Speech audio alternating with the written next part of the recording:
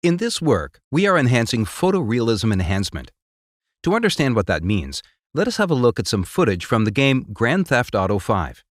The game looks great, but it is not quite photorealistic. Let us now turn on our method. Our method modifies the images from the game to look more realistic. It is a convolutional network which produces images frame by frame and can be run at interactive rates. This model was trained to translate GTA5 to the Cityscapes dataset. Cityscapes contains mostly images of German cities recorded with an automotive-grade camera. Here are a few examples from the dataset.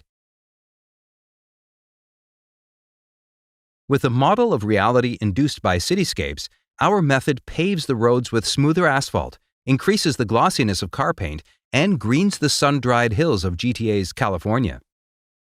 The results are geometrically and semantically consistent with the input images and temporally stable. Let us have a look at the state-of-the-art in comparison to our work. Here is contrastive unpaired image-to-image translation, or CUT for short. CUT is less temporally stable and hallucinates objects, such as trees in the sky or Mercedes stars on the hood of the car. Here's another state-of-the-art approach. Similar to CUT, TSIT is less temporally stable and adds many artifacts to the images.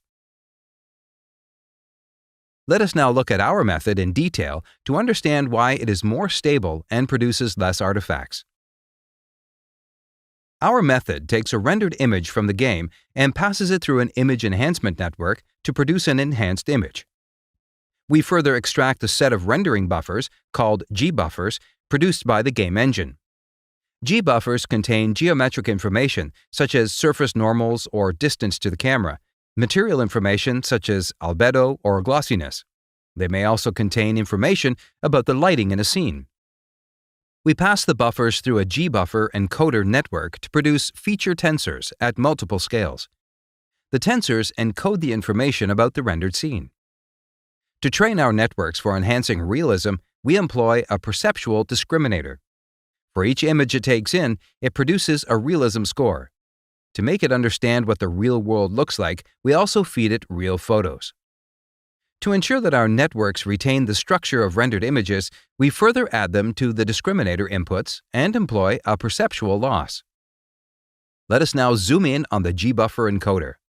From the G-buffers, we can derive a semantic class label map, which assigns an object ID to every pixel.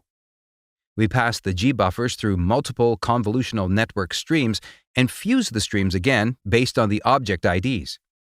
This allows the encoder to learn different ways of processing for each type of object. For example, trees will be treated differently from cars.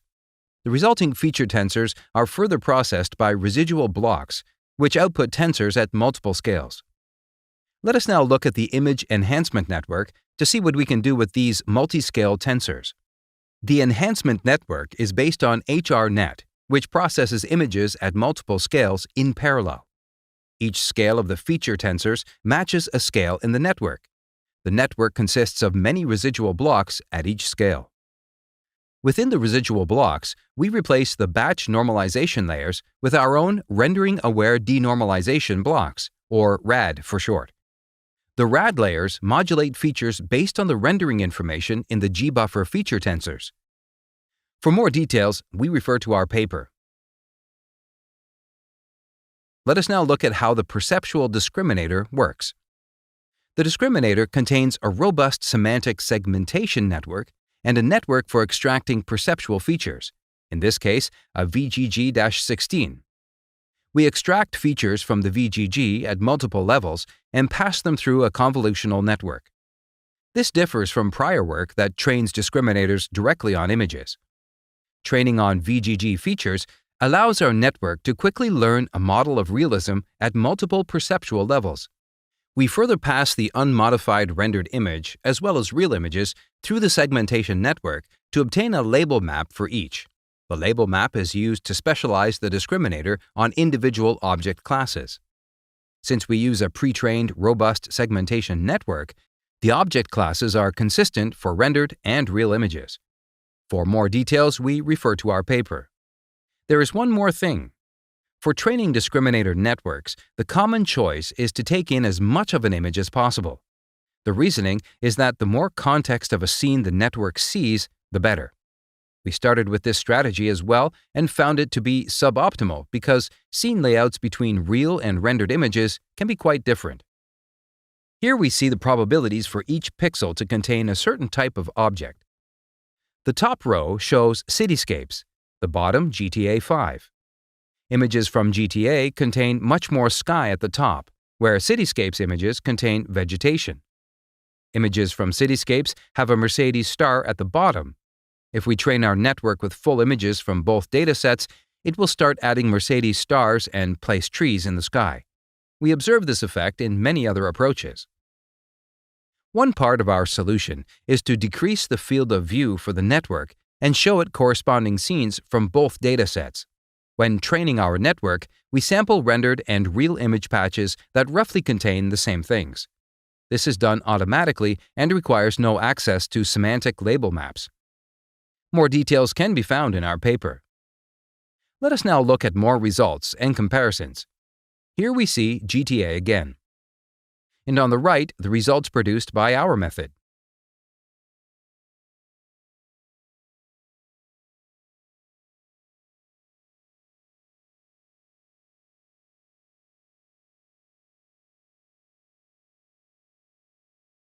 Here we see the results from classic color transfer.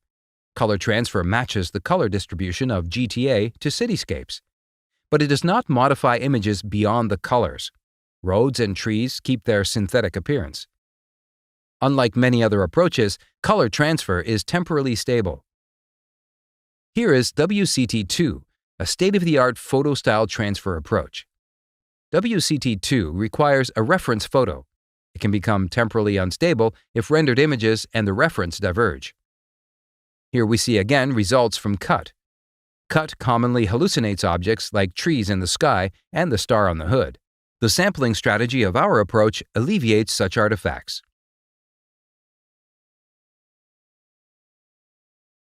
Here we see TSIT, an image-to-image translation approach. TSIT also requires a favorable reference photo, which may cause artifacts and temporal instability if rendered images and the reference diverge.